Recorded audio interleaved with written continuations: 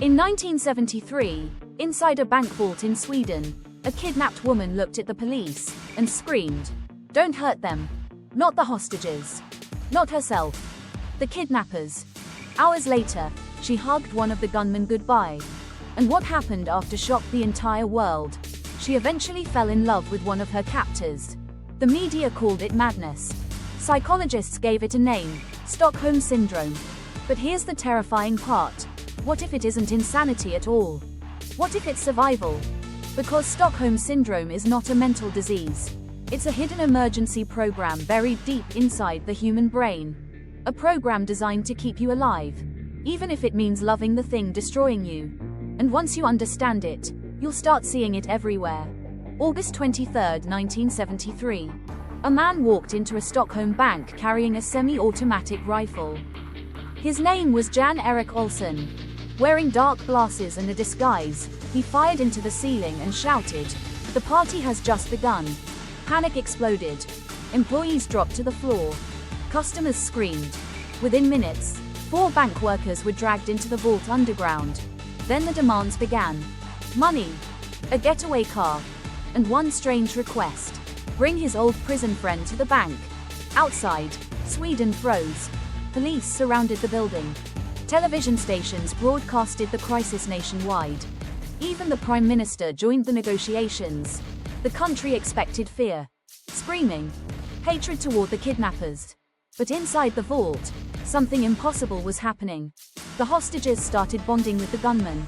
One hostage later said the kidnappers treated them kindly. Even though those same men held guns to their heads. One woman, 23-year-old Kristen Enmark, spoke to the police by phone and said, "I'm not afraid of the kidnappers. I'm afraid of the police." Think about that. The people trying to rescue her became the enemy in her mind. Meanwhile, the captors became protectors. At one point, one of the gunmen gave a hostage his coat because she was cold. Another joked with them to calm their nerves. Tiny acts of kindness. But under terror, those tiny acts became enormous. Because when fear controls your nervous system, your brain starts recalculating survival. It asks one question: how do I stay alive? And sometimes, the safest answer is obedience, connection, attachment, even love. After 131 hours, police finally stormed the vault. And what they saw stunned them. The hostages were protecting the kidnappers. Some stood in front of them to shield them from gunfire. When the captives were rescued, they hugged the criminals. Later, the victims refused to testify against them in court. Some even helped raise money for their legal defense.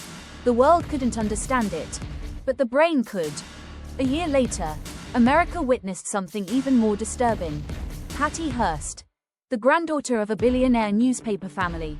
She was kidnapped by a radical armed group, locked in a closet, beaten, humiliated, abused. Then suddenly, 2 months later, security cameras captured her holding an assault rifle beside her kidnappers during a bank robbery. The nation watched in disbelief. How does a victim become an accomplice? The answer is terrifyingly simple. The human brain will do almost anything to survive prolonged fear. And this is where most people misunderstand Stockholm Syndrome. Because it doesn't only happen in kidnappings. It can happen quietly, slowly, inside ordinary life.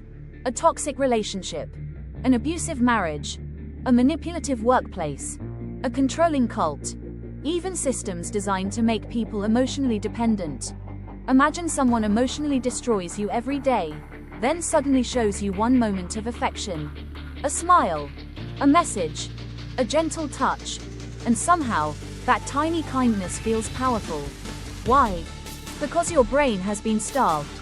The same mechanism appears in abusive relationships. The victim clings to small moments of warmth while ignoring the damage.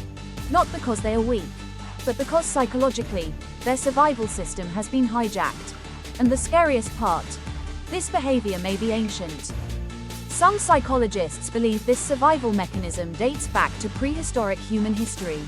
In violent tribal eras, kidnapped people who resisted were often killed.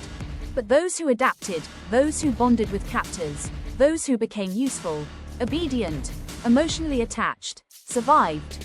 In other words, Your brain may carry thousands of years of evolutionary programming that says, if you cannot escape the danger, become emotionally connected to it. That's Stockholm Syndrome. Not love, not loyalty, survival. An ancient algorithm written into human psychology. So the next time you find yourself chasing someone who constantly hurts you, defending people who destroy your peace, or feeling emotionally trapped inside a system that feeds on your fear, pause for 1 second and ask yourself, is this really love? Or is my brain trying to survive a prison it no longer recognizes? Because the most dangerous cages are the ones that slowly convince you they are home.